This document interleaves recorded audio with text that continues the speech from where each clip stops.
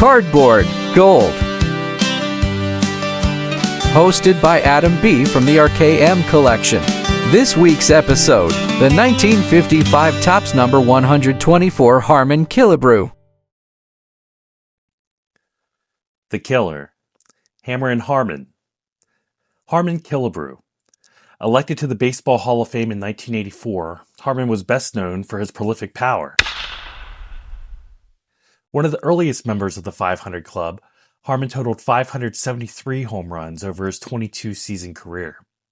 When he retired, this mark was good enough for fifth all-time. He held the record for the most home runs by a right-handed batter in the American League until he was surpassed in 2009 by Alex Rodriguez. Not only did he hit for power, but he hit tape measure shots. He's credited with hitting the longest home run ever at Memorial Stadium, measuring 471 feet, and Metropolitan Stadium in Minnesota with a whopping 520 feet. One of four to hit a home run off the left field roof at Tiger Stadium, Harmon Killebrew was a force at the plate. Elected to 13 All-Star games, he was a six-time American League home run leader, a three-time RBI leader, and in 1969 he had his best season when he won the American League MVP with 49 home runs and 140 RBIs. The Killer had a career WAR of 60.4 over 22 seasons, all of which played in either Minnesota or Washington except for one. And he was elected to the Hall of Fame on his fourth ballot with 83.1% of the vote. Now that you know a little bit more about Harmon as a player, let's take a look at his rookie card, the 1955 Topps number 124. In 1955, Topps released their fourth, and in some opinions, their best-looking set ever, when it released this horizontal collection. The oversized cards are known for their bright colors and artwork, creating an unmistakable design.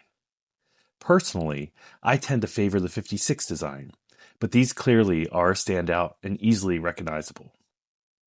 The focal point of the 55 issue are three key rookie cards, capturing the first cards of Roberto Clemente, Sandy Koufax, and Harmon Killebrew.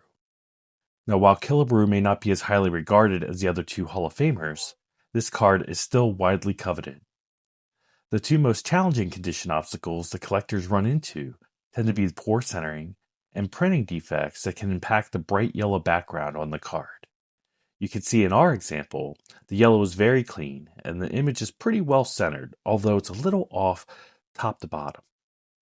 The registration is pretty solid as well. When you look at the back of the card, we see no noticeable print defects, and again, the centering looks good for a 7. A soft corner looks to have held this one back from an 8. Now, my family at the RKM Collection acquired this card on January 1st of 2026. The Killebrew rookie card currently holds a place in our MLB Hall of Fame player run, our post-war Hall of Fame rookie sets, and our 300 Great Baseball Cards of the 20th Century set on the PSA set registry. As of the time of this episode, this is the only Harmon Killebrew card in our collection. Now, when looking at the VCP Universal Pop Report, there are currently 11,736 graded examples across the major grading companies. There are 857 cards graded a 7, with 453 examples graded higher. This puts our card in the top 11% of all graded examples. There's no doubt that Harmon Killebrew was a great player, and this card does a great job of trying to match the power of his bat with its overall eye appeal. With that, we're grateful for having had the opportunity to share this recent pickup with you, and we encourage to hear from you in the comments. What was your favorite Harmon Killebrew card, and what do you think about him as a player and his Hall of Fame bid?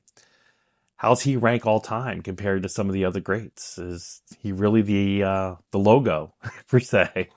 But I encourage you to let us know in the community posts and in the comments. Feel free to subscribe to the channel or also follow along with us on Instagram at the RKM Collection. We hope you've enjoyed this episode of Cardboard Gold. And we thank you once again for watching. Until next time, happy collecting.